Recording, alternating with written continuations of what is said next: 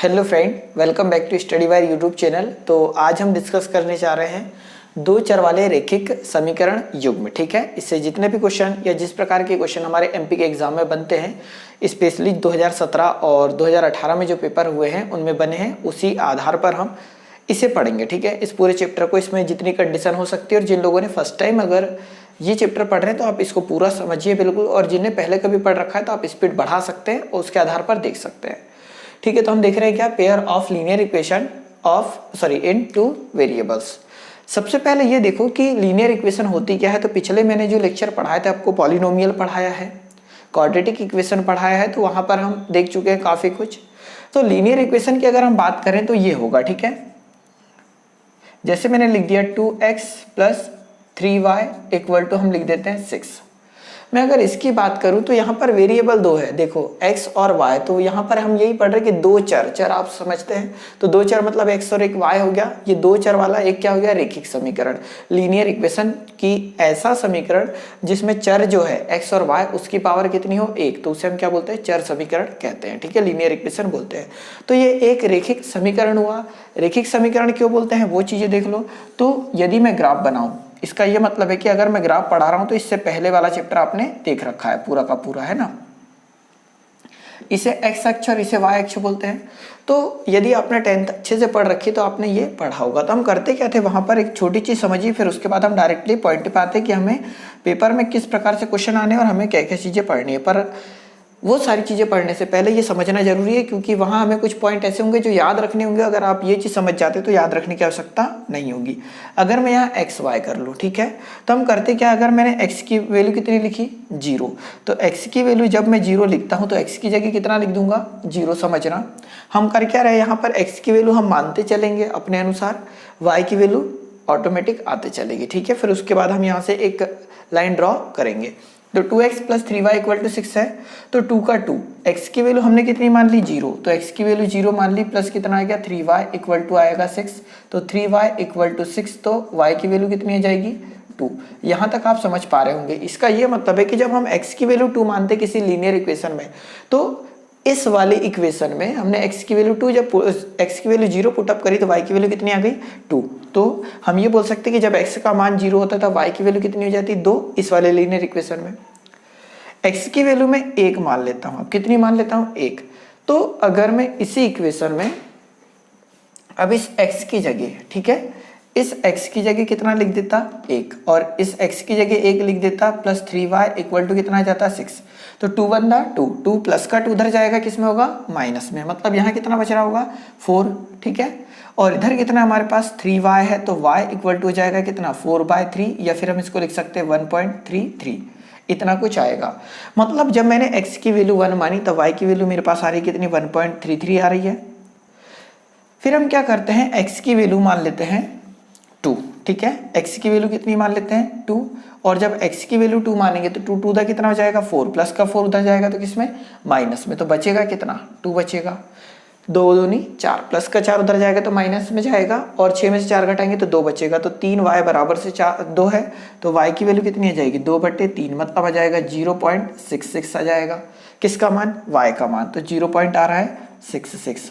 तो हमने करा क्या कि x की वैल्यू जो हमें लीनियर इक्वेशन ये दे रखी थी, ये वाली, इसमें हमने x की value different type of use करी, 0, 1 और 2। तब हमने देखा y की वैल्यू 2, 1.33 और 0.66 आया। अगर मैं यहाँ पर इसे ड्रॉ करना चाहता इन पॉइंटों को, तो x की वैल्यू हमारे पास 0 है, तो x की वैल्यू 0 मीन्स यहाँ पर रहेगी, ये क्लियर है, क्योंकि मूल बिंदु हमारे ओरिजिन पॉइंट यही होते हैं।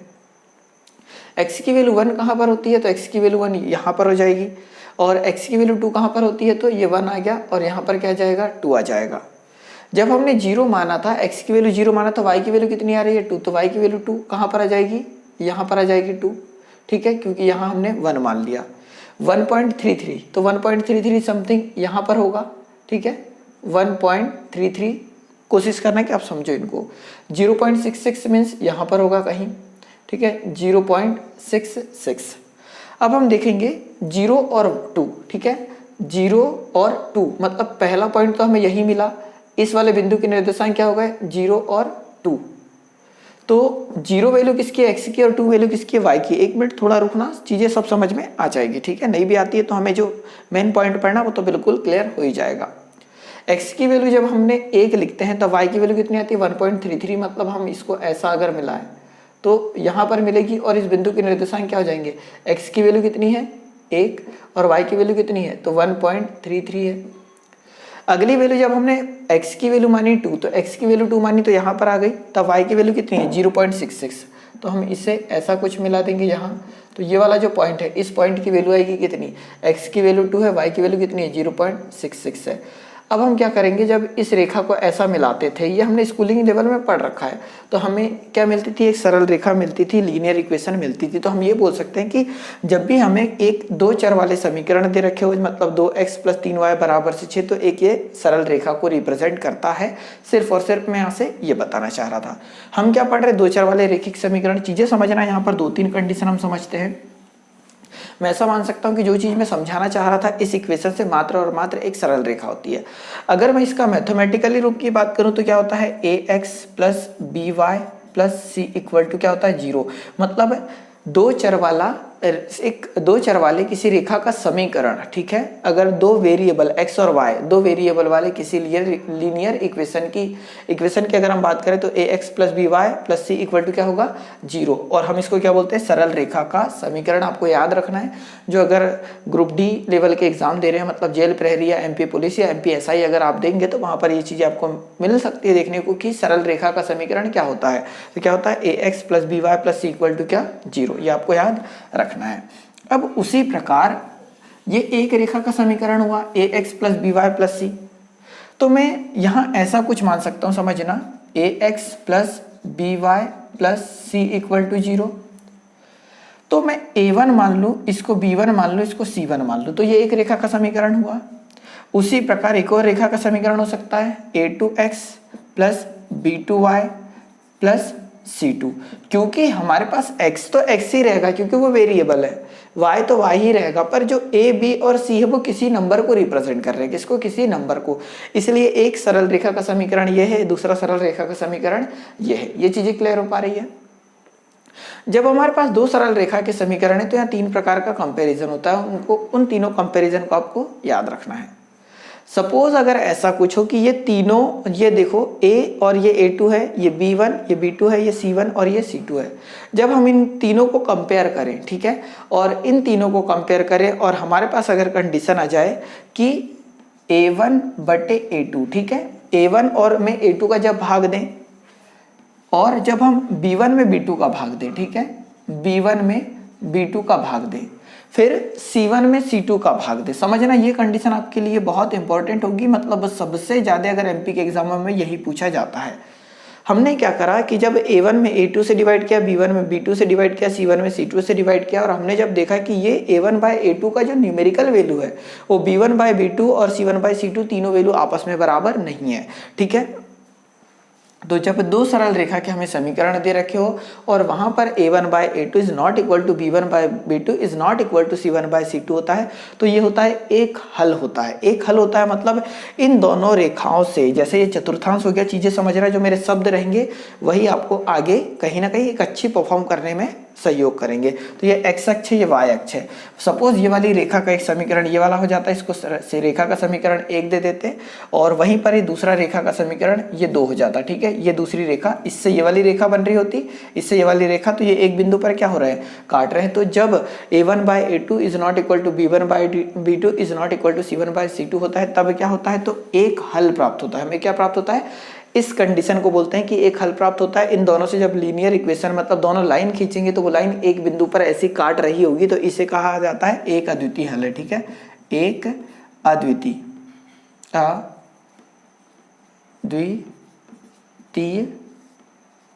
हल होगा, ठीक है। ये चीज याद रखिएगा कि जब भी ऐसी कंडीशन आती है तो एक अद्वितीय हल होगा, मतलब एक हल होगा। तो इसको हम ऐसा भी लिखते हैं कि एक हल प्राप्त होगा, या फिर इसी कंडीशन को हम बोलते हैं कि प्रतिच्छेदी। ये रेखाएं क्या होगी, प्रतिच्छेदी होगी, मतलब इंटरसेक्ट इस प्रकार से कर रही होगी। कब, जब a1/a2 is not equal to b1/b2 is not equal to c1/c2, तो ये प्रतिच्छेद कर रही होगी, ठीक है, प्रतिच्छेदी रेखा है।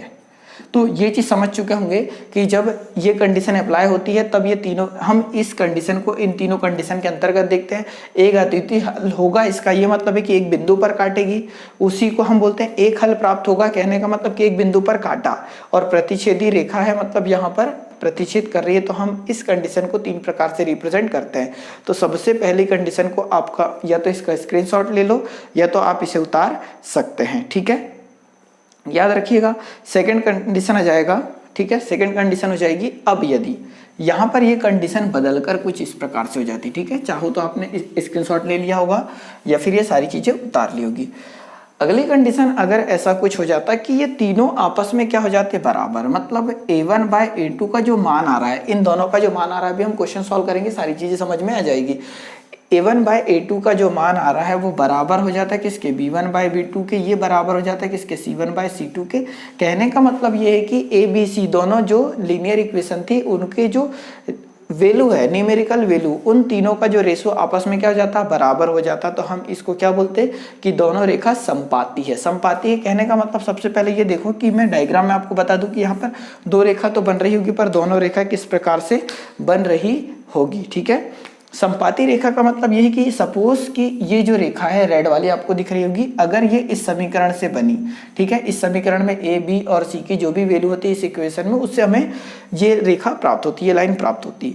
परंतु जब हमने इस वाली रेखा से भी, जब हम शुरू में ड्रॉ कर रहे थे उस प्रकार से ड्रॉ करते तो उसमें भी यही रेखा प्राप्त होती। कहने का मतलब जस्ट इसको ओवरलैप करते हुए जाती इस प्रकार से। तो जब हमने दो अलग अलग इक्वेशन ली और उन दोनों को जब सॉल्व करा तो हमने देखा कि इस ग्राफ पर दोनों की दोनों रेखा एक दूसरे को ऐसे ओवरलैप करके जा रही है, बिल्कुल सेम टू सेम एक दूसरे के ऊपर जा रही है। तो उस कंडीशन को हम क्या बोलते हैं, तो समपाती की कंडीशन क्या बोलते हैं, क्या बोलते हैं इसको, समपाती, ठीक है। कि रेखाएं क्या होगी, तो समपाती होगी, समपाती रेखा, ठीक है। तो ये दोनों रेखाएं जो ये पहली और ये दूसरी, ये दोनों क्या है, समपाती रेखाएं हैं, या इसी को हम बोलते हैं अपरिमित रूप में, ठीक है। अपरिमित रूप में अनेक हल, इसको बोलते हैं अपरिमित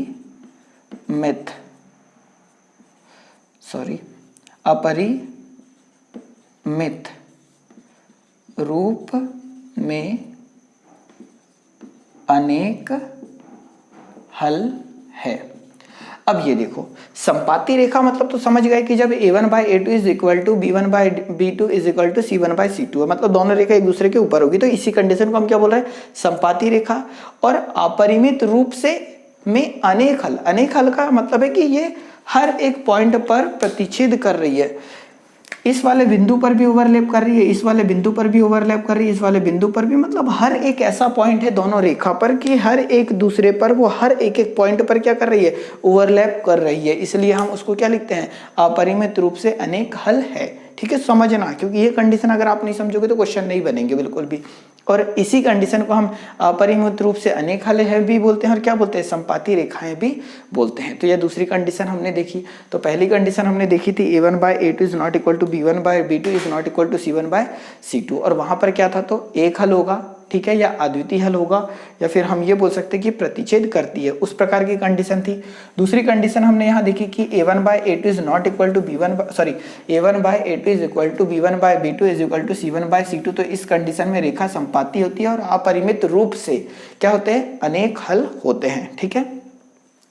अब थर्ड कंडीशन क्या हो सकती है कि अगर हमें ये दोनों रेखा दी हो और ये a b और c की जो वैल्यू है अगर वो इस प्रकार से दिखने लग जाए, किस प्रकार से दिखने लग जाए, ठीक है, सॉरी, थोड़ा सा वीडियो बैक करके स्क्रीनशॉट जरूर ले लीजिएगा, है ना, इस जो कंडीशन हमने पढ़ाई उसका। यहाँ पर ऐसी भी कंडीशन आ जाती है कि a1 बाय a2, ठीक है, equal to b1 by b2 is not equal to c1 by c2।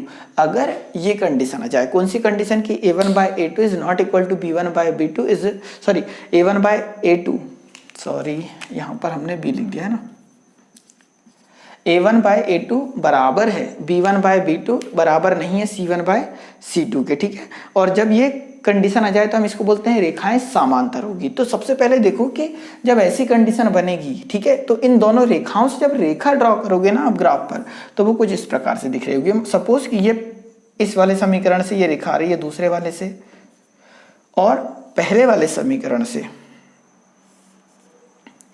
कुछ इस प्रकार की रेखा आ रही होती।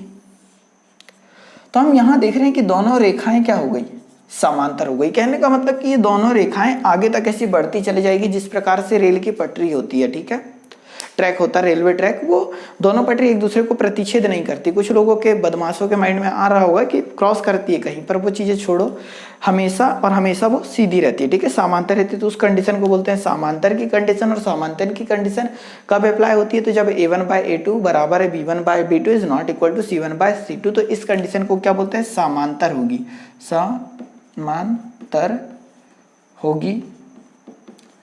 और इसको हम बोलते हैं कोई हल नहीं होगा, क्या, कोई हल नहीं होगा।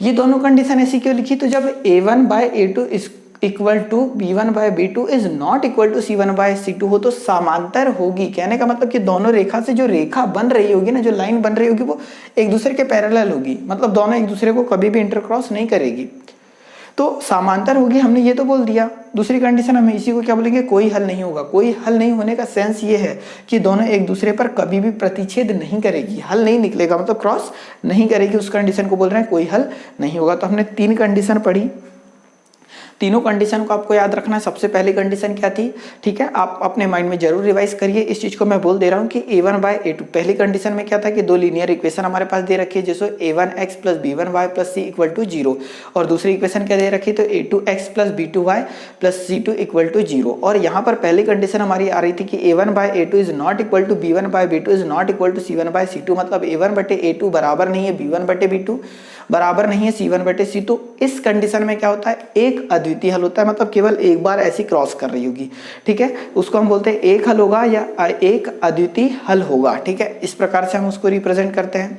या फिर एक बिंदु पर प्रतिच्छेद करेगी, पहली कंडीशन को। जब दूसरी कंडीशन हमने पढ़ी तो वहां हमने देखा कि ये तीनों आपस में क्या थे, इक्वल थे, मतलब a1/a2 equal to b1/b2 equal to c1/c2, मतलब तीनों एक दूसरे के क्या है, बराबर है, तीनों के तीनों रेशो बराबर। जब तीनों के तीनों रेशो बराबर हो तो रेखाएं ऐसी होती है, मतलब इसको हम बोलते हैं क्या, संपाती रेखाएं।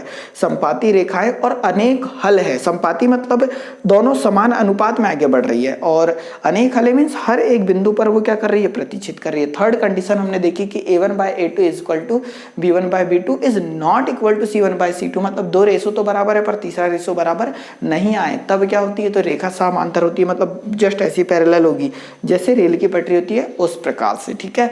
तो रेखाएं समांतर होगी और कोई हल नहीं होगा, मतलब कहीं पर भी ऐसी प्रतिच्छेद नहीं कर रही होगी। तो सिर्फ और सिर्फ ये 3 कंडीशन है जिससे मैक्सिमम क्वेश्चन बनते रहते हैं, तो ये आपको याद रखना है। अब देखो, याद रखना है, मैंने पूरी कोशिश की कि मैं आप लोगों को समझाऊं, पर इसे एक बार पढ़ लीजिएगा और एक बार क्या कर लीजिएगा, इसका रिवीजन कर लो, ठीक है। चाहो तो आप वीडियो से कर लो, नोट्स बना रहे तो उन्हीं का कर लो। अगर आप इतना भी कर लेते तो आपको सारी चीजें बनेगी। अब हम आते हैं क्वेश्चन पे, ठीक है। क्वेश्चन पे आते हैं, तो निम्न समीकरण युग्म निरूपित करता है। तो यहाँ क्वेश्चन लिख देता हूं मैं कि निम्न समीकरण युग्म निरूपित करता है।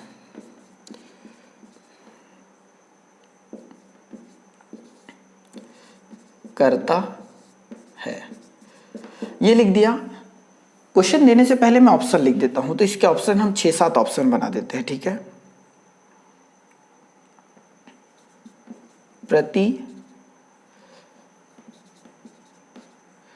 प्रतिच्छेद करती हुई रेखा,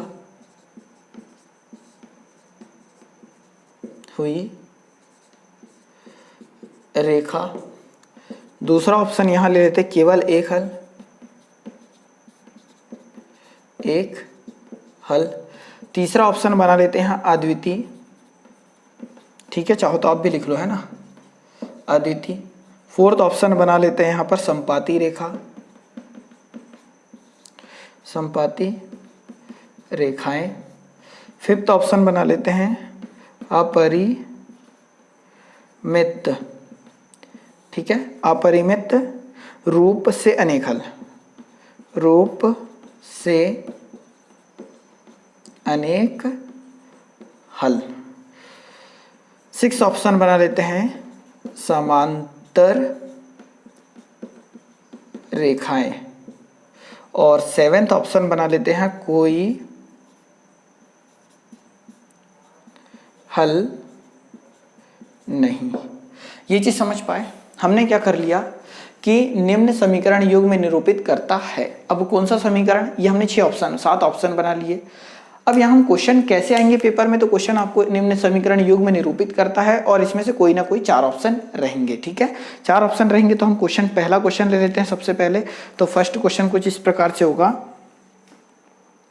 ठीक है, कि 5x - 4y + 8 = 0 और 7x + 6y - 9 = 0। तो जब भी ये कंडीशन हमें दे रखी हो, ठीक है, तो हमें करना क्या है, इन्हें चेक करना है। ये a1 का मान है, ये b1 का मान है, ये c1 का मान है, ये a2 का मान है, ये b2 का मान है, ये c2 का मान है। ठीक है, हमें अनुपात रेशो निकालना है सबसे पहले, और रेशो निकालने के अनुसार ये कंडीशन अप्लाई हो रही होगी। तो हम यहाँ क्या कर लेंगे, 5/7, फिर कर लेंगे हम कितना, -4/6, और फिर कर लेंगे कितना, 8/-9। क्या ये चीज समझ पाए? 5/7 -4/6, ठीक है, -4/6 और 8/-9। क्या ये तीनों बराबर है? तो तीनों बराबर नहीं है। तो तीनों कंडीशन आपस में बराबर आ रही है क्या? नहीं। और जब तीनों की तीनों कंडीशन ना बराबर हो तो हमने पढ़ा है सबसे पहली कंडीशन क्या, प्रतिच्छेद करती हुई रेखाएं होगी। मतलब इस क्वेश्चन के, ये जो हमें क्वेश्चन दे रखा है इसके अनुसार ये कंडीशन भी एप्लीकेबल होगी, प्रतिच्छेदी रेखाएं होगी, मतलब ऐसी प्रतिच्छेद कर रही होगी। केवल एक हल होगा, कहने का मतलब सिर्फ एक बिंदु पर काट रही होगी, और इसी को हम बोलते हैं क्या, अद्वितीय हल। मतलब हम ये बोल सकते हैं कि ये क्वेश्चन अगर पेपर में आता है तो इसके लिए तीनों कंडीशन एप्लीकेबल होगी, प्रतिच्छेदी भी होगी, अद्वितीय भी होगी, और केवल एक हल होगा। तो यहाँ पर 3 ऑप्शन ये दे देंगे, ठीक है, कोई ऑप्शन में, और इनमें से एक कोई भी दे देंगे। तो हमें क्या करना है कि ना संपाती है, ना अपरिमित रूप से अनेक हल है, ना समांतर रेखाएं है, ना कोई हल नहीं है। तो इनमें से तो कोई भी कंडीशन यहाँ अप्लाई नहीं होगी। तो 3 में से जो एक ऑप्शन में रहेगा वो हमारा क्या होगा, राइट आंसर होगा। थोड़ी सी चीज आप समझ पा रहे होंगे। अगला क्वेश्चन, ठीक है, ऑप्शन तो यही रहेंगे सारे के सारे। हम यहाँ 4-5 क्वेश्चन डिस्कस कर लेते हैं, और आप भी कोशिश करिए कि अब जो सेकंड क्वेश्चन हम यहाँ लिख रहे हैं उसे आप खुद से ट्राई जरूर करें। ठीक है, और खुद से ट्राई करोगे तो ज़्यादा बेटर होगा, आप चीज़ें समझ पाओगे। तो 9x + 3y + 12 = 0, और यहाँ जाएगा 18x + 6y और +24 = 0। ये कंडीशन दे रखी है। आप जानते हैं आपको करना क्या है, ठीक है, करना क्या है। तो जब भी इस प्रकार के क्वेश्चन आए कि निम्न समीकरण युग्म में निरूपित करता है, तो ये क्या रिप्रेजेंट कराना चाहता है, क्या बताना चाहता है, तो इनमें से कोई ना कोई कंडीशन बताना चाहते हैं ये समीकरण। तो हमेशा और हमेशा रेशो निकालोगे। तो 9/18, ठीक है, और यहाँ 3/6, और यहाँ कितना जाएगा, 12/24, ऐसा कुछ हो जाएगा क्या। हम इसे सॉल्व करें तो 9 1 9, 9 2 18 हो जाएगा। तो 1/2 = यहाँ कितना हो जाएगा, 1/2 = यहाँ कितना हो जाएगा, 1/2। तो हम यहाँ देख रहे हैं कि तीनों रेशो आपस में क्या है, बराबर है। मतलब a1/a2 बराबर है b1/b2 बराबर है c1/c2। और हम इतना जानते हैं कि जब तीनों रेशो आपस में क्या हो, बराबर हो, तब ये दोनों रेखाएं किस चीज को रिप्रेजेंट करती है, तो दोनों रेखाएं रिप्रेजेंट करती है किसको, संपाती रेखाओं को। मतलब इस प्रकार से संपाती होगी, समान अनुपात में होगी, और उसी को हम क्या बोलते हैं, अपरिमित रूप से अनेक हल होंगे। कहने का मतलब हर एक पॉइंट पर वो दोनों एक दूसरे को प्रतिच्छेद कर रही होगी। तो जब भी इन तीनों का रेशो आपस में क्या जाए, बराबर आ जाए, तो ये हमेशा और हमेशा किस कंडीशन को अप्लाई करती है, एप्लीकेबल होती है, तो संपाती रेखाओं को और अपरिमित रूप से अनेक हलों को रिप्रेजेंट कराती है। तो किनको रिप्रेजेंट नहीं कराती, तो ये 3 और ये 2 5 कंडीशन को रिप्रेजेंट नहीं कराती। क्वेश्चन ऐसे आएगा कि निम्न समीकरण युग्म में निरूपित करता है, तो ये समीकरण दे देंगे और इनमें से 4 ऑप्शन दे देंगे और बोलेंगे कौन सा सही है। तो या तो संपाती रेखाएं रहेगा ऑप्शन में, तो वो सही होगा, या तो अपरिमित रूप से अनेक हल है, वो सही होगा। ठीक है, चीजें आप समझ पा रहे होंगे। तो ये दूसरा क्वेश्चन हुआ हमारा। अगर तीसरा क्वेश्चन, ठीक है, हम टोटल इस प्रकार के 5 क्वेश्चन लेते हैं, फिर आगे बढ़ते हैं कि इसमें अब थोड़े डिफरेंट टाइप ऑफ क्वेश्चन किस प्रकार से आएंगे। और 5 क्वेश्चन इसलिए ले रहे हैं कि कम से कम आपकी ऐसी प्रैक्टिस हो जाए कि आपको प्रॉब्लम ना हो। ठीक है, और अगर आप नोट्स बना रहे हैं तो आपको प्रॉपर क्वेश्चन भी मिल जाए। तो क्वेश्चन नंबर 3 अपना होगा, ठीक है, यहीं पर। और ऑप्शन तो यही है जो हमें दे रखे हैं। तो अगला क्वेश्चन है क्या, 6x - 3y और +10 = 0 और 2x - y + 9 = 0। क्वेश्चन फिर से वही कि निम्न समीकरण युग्म किस चीज को रिप्रेजेंट करता है, तो दोनों समीकरण हो गए और ये 5 ऑप्शन हमारे पास दे रखे हैं। तो हमने 3 कंडीशन तो पढ़ ही रखी है, तो देख लेते हैं यहाँ पर हम क्या कर दे 6 डिवाइडेड बाई 2, तो 6/2, यहाँ -3/-1 और यहाँ कर लेते हैं 10/9। ठीक है, तो यार ये दोनों तो बराबर है पर ये बराबर नहीं है। कैसे बराबर है, तो 2 एकम 2, 2 तिया 6, तो यहाँ आ गया 3 बराबर से यहाँ भी कितना बच गया 3 और बराबर नहीं है कितना 10/9। तो ये कंडीशन हमने कहीं पढ़ रखी है क्या, A1/A2 equal to B1/B2 is not equal to C1/C2। तो ये कंडीशन हमने पढ़ रखी है 3rd नंबर की। कहने का मतलब ऐसा होता है तो कोई हल नहीं होता, रेखाएं ऐसी समांतर हो जाती, रेल की पटरी को रिप्रेजेंट कराती है, तो समांतर रेखाएं होगी या फिर कोई हल नहीं होगा। तो ये कंडीशन जब भी आती है, जब भी बने इस प्रकार की कंडीशन, तो ये कंडीशन किस कंडीशन को एप्लीकेबल होती है, तो समांतर रेखाएं होती है या फिर कोई हल नहीं होता है। मतलब ये चारों कंडीशन, 5 कंडीशन को अप्लाई नहीं करती। ठीक है, तो आप समझ पा रहे होंगे। 2 क्वेश्चन और देखते हैं क्योंकि इसमें समय हमें कम लग रहा है, नंबर ऑफ क्वेश्चन हमारे ज़्यादा हो पा रहे हैं। ठीक है, तो एक क्वेश्चन अपन कर लेते हैं, एक क्वेश्चन आपके लिए रहेगा और आपको फिर कमेंट करना पड़ेगा, नहीं तो अपन अगले टाइप के क्वेश्चन आपको दे देंगे। एक क्वेश्चन और कर लेते हैं, 3 तो हम क्वेश्चन कर चुके हैं। चौथा क्वेश्चन नंबर 4 यहाँ से हो जाएगा कि 3x + 2y बराबर से 5 और 2x - 3y बराबर से 7 है। ये कंडीशन आपको दे रखी है। ये कंडीशन दे रखी है तो हम इतना जानते हैं रेशो निकालना होगा, तो आप भी रेशो जरूर निकालो, तो इससे समझ में आएगा। धीरे धीरे ये चीज़ें ऐसी याद होती है जब हम प्रैक्टिस करते हैं। तो यहाँ जाएगा 3/2, यहाँ जाएगा 2/-3, 2/-3 आ जाएगा। ये इधर आएंगे तो ये तो उधर ही रहने दो। देखो 5 और बटे में कितना 7, क्लियर है, क्योंकि इधर लाएंगे तो ये भी माइनस में होगा, इधर लाएंगे तो ये भी माइनस में होगा, माइनस से माइनस कट जाएगा। यहाँ देख रहे हैं क्या ये तीनों बराबर है, नहीं। और जब तीनों के तीनों बराबर ना हो, ठीक है, मतलब A1/A2 बराबर नहीं है, B1/B2 बराबर नहीं है, C1/C2, तब क्या होता है, तो कंडीशन कौन सी अप्लाई हो जाती है, पहली मतलब प्रतिच्छेद करती है, केवल एक हल होता है या अद्वितीय हल होते हैं। ठीक है, तो आपने इस क्वेश्चन को ट्राई करा होगा और आपका भी यही आंसर आ रहा होगा। आपको अब तक कंडीशन याद हो चुकी होगी। पहली कंडीशन में तीनों बराबर नहीं होते, दूसरी कंडीशन में तीनों बराबर होते हैं, तीसरी कंडीशन में 2 तो बराबर होते हैं पर तीसरा बराबर नहीं होता। तो पहली कंडीशन में ये कंडीशन अप्लाई होती है कि केवल एक हल होगा, अद्वितीय हल होगा या प्रतिच्छेद करती हुई रेखाएं।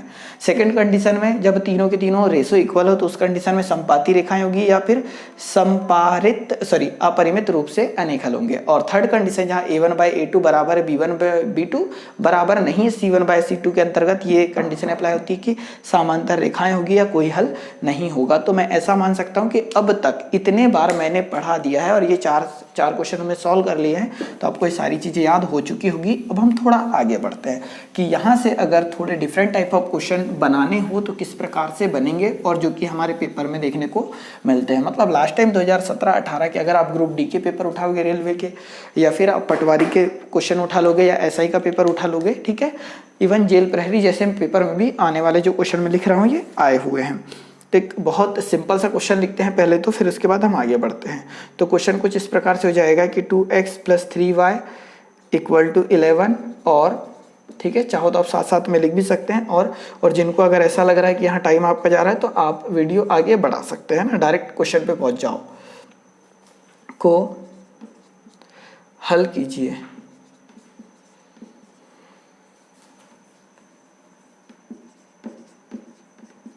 हल कीजिए और m, ठीक है, और m का वह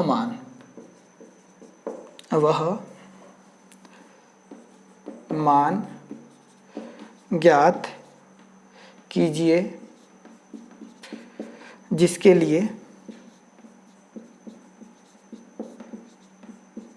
लिए y बराबर से mx + 3 हो। ठीक है, ये चीज़ आप समझ पा रहे होंगे जो मैंने लिखा है। तो क्वेश्चन काफ़ी सिंपल सा है, अगर आप पढ़ोगे तो थोड़ा सा माइंड क्लिक कर जाएगा। 2x + 3y = 11 है, तो ये लीनियर इक्वेशन फर्स्ट हो गई। और 2x - 4y = -24 को हल कीजिए, मतलब इनको हल सॉल्व करेंगे तो किसका मान आएगा, x और y का। तो यहाँ तक हम समझ गए कि उसने हल करने का बोला है, सॉल्व करना है। तो इसको सॉल्व करेंगे तो 2x + 3y = 11, और 2x minus 4y equal to कितना -24। तो आपने 10th क्लास में पढ़ा होगा, नहीं भी पढ़ा होगा तो समझिए कि जब दो लीनियर इक्वेशन हो जाए तो हम क्या कर सकते हैं। देखो ये 2x है, यहाँ पर भी 2x है, अगर हम इनको जोड़ेंगे तो 4x हो जाएगा, पर हम 4x ना करते हुए इसको क्या कर दिए, प्लस का चिन्ह है तो यहाँ माइनस, ये माइनस है तो यहाँ प्लस लगा दो, और ये माइनस है तो यहाँ क्या लगा दो, प्लस। अब 2x से 2x क्या हो जाएगा, कट जाएगा। यहाँ पर देखो प्लस का 4y प्लस का 3y, तो 3 और 4 कितना हो जाएगा, 7y हो जाएगा, बराबर से ये प्लस का 24 है, 24 में 25 पर 35 हो जाएगा यहाँ पर। तो y की वैल्यू कितनी आ जा रही होगी, 35 हो जाएगी, और y की वैल्यू 35 आ जाएगी। तो हम इस इक्वेशन को फिर से अगर लिखें तो हमारे पास क्या है, 2x plus 3y equal to 11 है, ठीक है। तो y की वैल्यू हमारे पास 35 है, तो यहाँ 2 का 2, x का x प्लस 3 इंटू वाई की वैल्यू कितनी है, तो 35 है, तो y की वैल्यू आ जाएगी कितनी, 35 इक्वल टू कितना आ जाएगा, 11। 35 3 दा कितना हो जाएगा, 105, 105, ठीक है। 35 दिया 105, प्लस का 105 उधर काय में जाएगा, माइनस में, तो 11 माइनस 105 होगा, और इधर कितना हमारे पास 2x है। 105 में से 11 घटाएंगे तो कितना आएगा, -94 आ जाएगा, -94 आएगा, इधर कितना है 2x, तो 2 से कैंसिल आउट करेंगे तो x की वैल्यू हो जाएगी कितनी, 47, ठीक है। और वो भी क्या आएगा, माइनस का 47, 7 दूनी 14, x और y का मान आ गया। उसने क्या बोला है, और m का वह मान ज्ञात कीजिए जिसके लिए y equal to mx plus 3 हो। तो हमें m की वैल्यू निकालनी है, तो यहाँ पर हमारे पास y बराबर से mx प्लस 3 है। इसका मतलब y का मान भी हमारे पास है, x का मान भी हमारे पास है, तो यहाँ पुट अप कर देंगे। तो y का मान हमारे पास क्या है, तो 35 है, तो y की जगह जाएगा 35 इक्वल टू m का m, और x की वैल्यू क्या है हमारे पास, -47, तो यहाँ पर आ जाएगा -47, और प्लस का कितना है 3, प्लस का 3 इधर काय में जाएगा, माइनस में, तो बचेगा कितना, 32 बच जाएगा, प्लस का 3 इधर आएगा माइनस में, तो 32 बच रहा होगा। ये हमारे पास कितना है, -47 m है, तो -47 मल्टीप्लाई में m के तो इधर आ जाएगा डिवाइड में, तो 32 डिवाइडेड बाय 47 इक्वल टू क्या जाएगा, m, तो हमसे m का ही मान पूछा था जो कि कितना आ गया 32/47। तो ऐसे सिंपल क्वेश्चन पेपर में आ जाते हैं, ठीक है। अब हम देखते हैं कि अलग अलग प्रकार से m की वैल्यू निकालने वाले क्वेश्चन किस प्रकार से सॉल्व होंगे। तो चाहो तो आप स्क्रीनशॉट ले सकते हैं, या तो आप वीडियो रोक के उतार सकते हैं इसे। अगले क्वेश्चन की ओर अग्रसर होते हैं हम, और मैं ऐसी उम्मीद कर रहा हूं कि आपने पिछले लेक्चर सारे देखे होंगे, और जिन लोगों ने नहीं देखे उन्हें देख लीजिए। हमने काफ़ी वो टॉपिक कंप्लीट कराए हैं जो कि आपको पेपर में तो देखने को मिलेंगे, परंतु यूट्यूब पे और पुस्तकों में कंटेंट कम मिलेगा। तो हमने सबसे पहले उन्हीं टॉपिकों पर फोकस कर रहे हैं जो कि पेपर में आते तो हैं, पर मैक्सिमम टीचर इन चीज़ों को इग्नोर कर देते हैं। अगला क्वेश्चन है, पी के किन मानों के लिए,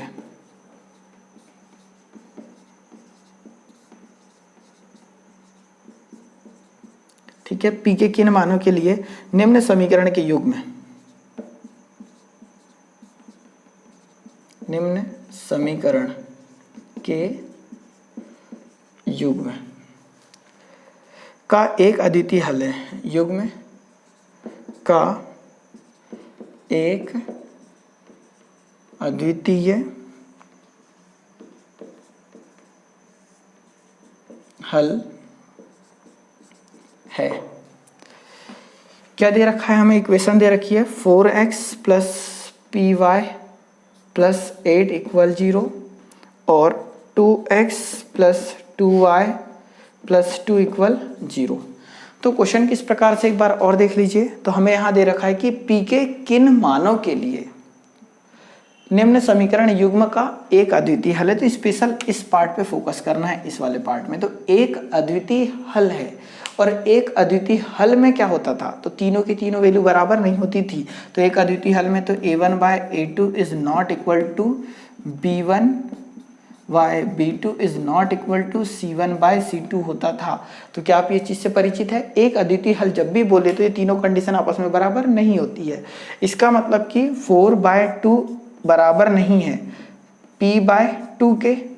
हमें सिर्फ p का मान निकालना है, तो आगे सॉल्व करने की आवश्यकता नहीं है, क्योंकि 4/2 इक्वल टू p/2 आ गया। 2 से 2 कैंसिल हो गया, तो 4 is not equal to p। तो p का ही मान पूछा था कि p के किस मान के लिए युग्म का अद्वितीय हल है, तो p किसके बराबर नहीं होना चाहिए, 4 के।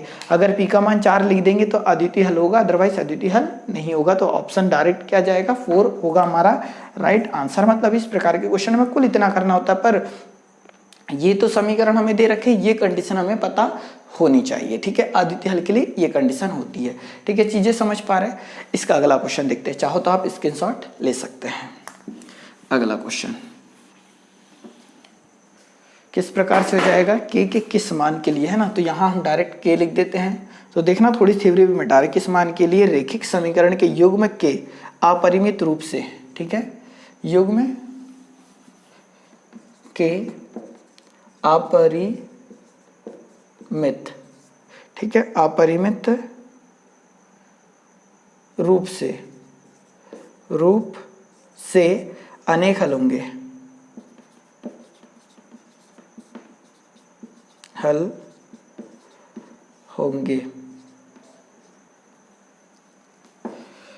समीकरण क्या दे रखे हैं, कुछ अच्छा क्वेश्चन है। के एक्स प्लस 3y माइनस के माइनस 3 इक्वल टू 0 और 12x प्लस के वाई माइनस के इक्वल 0। क्लियर हो पा रहा है। तो हमें क्या बोला है, के किन मानों के लिए निम्न समीकरण के युग्म के अपरिमित रूप से अनेक हल होंगे। बात आ रही है अनेक हल होने की, तो जब भी अनेक हल होते हैं तब कंडीशन क्या अप्लाई होती है, तो a1 by a2 equal to b1 by b2 equal to c1 by c2, यही होता है क्या। इसका ये मतलब है कि यहाँ a1 की जगह क्या है हमारे पास, k बटे कितना जाएगा 12 बराबर से 3 बटे कितना जाएगा k। क्लियर है। k का k में गुणा करेंगे तो k का वर्ग बराबर से 12 दिया कितना 36। चाहो तो आप इधर भी दोनों को इक्वल रख सकते, कोई दिक्कत नहीं है, पर आंसर वही आना है जो आता है। तो k की वैल्यू मैं ऐसा मान सकता हूँ कि प्लस माइनस 6 होगी, अगर पिछले लेक्चर आपने देखे हैं तो हमसे यही पूछा था k के किन मानों के लिए निम्न समीकरण युग्म अपरिमित रूप से अनेक हल होंगे। तो k की वैल्यू कितनी आ रही है, प्लस माइनस 6, पर प्लस माइनस 6 है। तो यदि ऑप्शन में ऐसा दिया हो, मान लो प्लस माइनस 6, सेकेंड ऑप्शन दे रखा हो 6, थर्ड ऑप्शन दे रखा हो -6 और फोर्थ ऑप्शन दे रखा हो 0, तब क्या करोगे। तब क्या करना इस कंडीशन में कि प्लस माइनस 6 अगर अकेला होता ऑप्शन में तो राइट आंसर था, अदरवाइज आपको इस कंडीशन को भी सॉल्व करना होगा। तो किस कंडीशन को सॉल्व करना होगा यहाँ, तो 3/k इक्वल टू कितना आएगा माइनस k माइनस 3 अपॉन में कितना आएगा माइनस k। क्या ये चीज़ आप समझ पा रहे हैं। इन दोनों को हम भी क्या लिख देंगे बराबर, k से माइनस और k से k कट जाएगा तो 3 इक्वल टू k माइनस 3 है और माइनस का 3 इधर का में जाएगा प्लस का 3, तो 3 और 3 कितना हो जाएगा 6 बराबर से k। कहने का मतलब कि इन दोनों अनुपात को सॉल्व करा तो k का मान 6, इसे सॉल्व करा तो k का मान प्लस माइनस 6, मतलब प्लस यहाँ पर भी है प्लस यहाँ पर भी है, इसलिए आंसर क्या होगा, सेकंड होगा राइट आंसर। ठीक है। आई होप आप इन चीज़ों को समझ पाए होंगे कि इस प्रकार के भी ऑप्शन मिलते हैं और क्वेश्चन कुछ इस प्रकार के ही रहेंगे। एक क्वेश्चन और देख लेते हैं, ठीक है। चाहो तो आप स्क्रीनशॉट ले सकते हैं, पर ये जो कहानी मैंने यहाँ बोली है शायद आप उन चीज़ों को समझ पा रहे होंगे। ऐसी अगर कंडीशन आती है आपके सामने की चीज़ें समझ में नहीं आ रही है तो आप कहीं ना कहीं रिवीजन करके देखो, क्योंकि जो भी चीज़ें मैं बता रहा हूँ कहीं ना कहीं मैंने उन चीज़ों की बात कर चुका हूँ। ठीक है, आगे देखते हैं। अगला क्वेश्चन कुछ इस प्रकार से हमारा, यार हम थ्योरी पूरी मिटा के गलती कर दी है ना। अब यहाँ तो डिजिटल बोर्ड है नहीं कि वापस आ जाए। तो के किस मान के लिए निम्न रैखिक समीकरण के युग्म का कोई हल नहीं है, का कोई हल नहीं है। ठीक है, कुछ इस प्रकार से equation 3x plus Y equal to 1 और 2k minus 1x plus k minus 1y equal to 2k plus 1, ये क्वेश्चन दे रखा है। अच्छा क्वेश्चन है कि k के किस मान के लिए निम्न रैखिक समीकरण के युग्म का कोई हल नहीं है। तो स्पेशली फोकस कोई हल नहीं है पे करना है, और जिन लोगों ने पढ़ा होगा वही ये चीज़ समझ पाएगा, अदरवाइज पेपर में तो आ जाते हैं क्वेश्चन सिंपल, पर हमें समझ में नहीं आता है। और जब कोई हल ना हो की कंडीशन में हम इतना जानते हैं कि a1 by a2 is equal to b1 by b2 equal to is not equal to c1 by c2 होता है, ये चीज़ हम जानते हैं। इसका मतलब में यहाँ पर a1 का मान कितना है 3 बटे में कितना जाएगा 2k माइनस 1 बराबर से यहाँ पर y की वैल्यू कितनी है, y के गुणांक में कितना है 1, ठीक है, आप मल्टीपल जानते होंगे कोफिशिएंट, और यहाँ पर y के मल्टीपल में कितना है k माइनस 1। क्लियर है। अब यहाँ इसका इधर और इसका इधर गुणा करेंगे तो 3 का यहाँ गुणा होगा तो 3k माइनस, देखो 3 का k में गुणा होगा 3k और माइनस कितना हो जाएगा 3 बराबर से, इसका इधर गुणा होगा तो 2k माइनस 1 ऐसे ही कुछ हो जाएगा क्या, प्लस का 2k आएगा तो इधर कितना बचेगा ओनली k, और ये माइनस का 3 उधर जाएगा तो बचेगा कितना 2, तो k की वैल्यू कितनी आ गई 2 आ गई। ठीक है, तो आज के लेक्चर में इतना ही, अगले लेक्चर में फिर मुलाकात होगी। लेक्चर अच्छा लगा हो तो इसे लाइक कर दो, शेयर कर दो, और फर्स्ट टाइम चैनल पे आ रहे तो चैनल सब्सक्राइब कर दीजिए। ठीक है, और पढ़ाई अपनी कंटिन्यू रखें, कभी ना कभी तो पेपर होगा ही होगा, कुछ दिन लगेंगे, जो प्रोटेस्ट चल रहा है आप उसमें कम से कम 2-3 बार समय एक दिन में जरूर निकालें, बाकी टाइम अपनी पढ़ाई करें। ठीक है, वीडियो देखने के लिए बहुत बहुत धन्यवाद। जय हिंद, जय भारत।